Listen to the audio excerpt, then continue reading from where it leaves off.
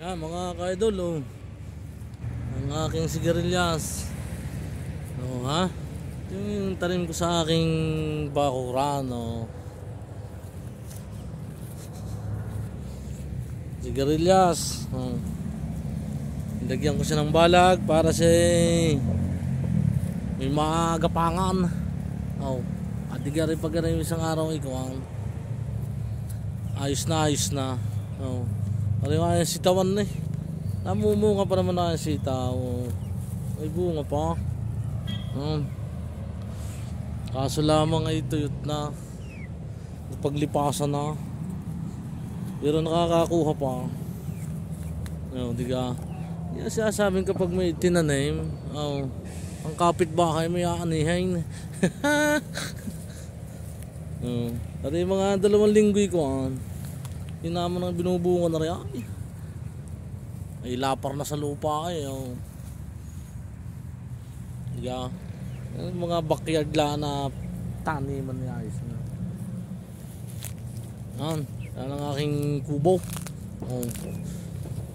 Manok pa din mga alaga akong manok. Aba, dami yan. Yung isa ay aso pala yun. Mga backyard ko Matisan. Ayos na. Ay, sa mga garote huwag yung magtanim. Mga kaidawl, ari tatang sa ari alam niya. Yan ari mga Bisaya lang nakakaalam na rin. Pero daw ay nagugulang yan. Lagitwa yan, lagitwa ang tawag diyan, lagitwa. Hindi daw ay nakakain.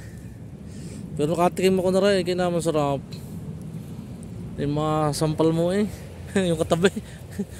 Masarap, sinaing na isda ho yan. Nalagay ko, bibilot nyo nalapad ho rin ng kunay. Kung kinaman 2 dangkal na lapad daw. Tapos bubilutin mo din yung mga isda. Ang patay at hindi kasi di yan. Masapa kasarap nga, hindi bibiraw. Diga ayos na ayos pag may tanay mo. May gabi pa din dito ho ako naglalagay. Ayos na ayos. Di na ho ako minsan nagbablog na walang magawa sa akin duty. Yan tumuha yung manawukay. Yan may 2 linggo kinaman na sabawan na rin. Yan mga kalode, ito lang yung aking area na aking dinudutihan. May trim na konti, ayos na. Mas maganda rin kaysa mga garote. Mga kaidol, ipakita ko lang sa yung tanim kong kamatis. Lang yung lalaki. Ay lurok lurok. Ito mo naman. Yan ay fresh na price. So umagi na joke lang. Dahil bunga na yung kamatis na rin. Kung dari sa 10 kilo pag pinanguha. Baka naman. Yan sasabing kapag may itinanim, mayroong aanihin. Nakita ko lang sa inyo, baka kayo magtampaw. Dalaki. Yan mga kaidol, tumuha yung sili. Kinaman daming bunga. Yan. May kwento din sa siling rin. Meron akong nakitang magkapatid.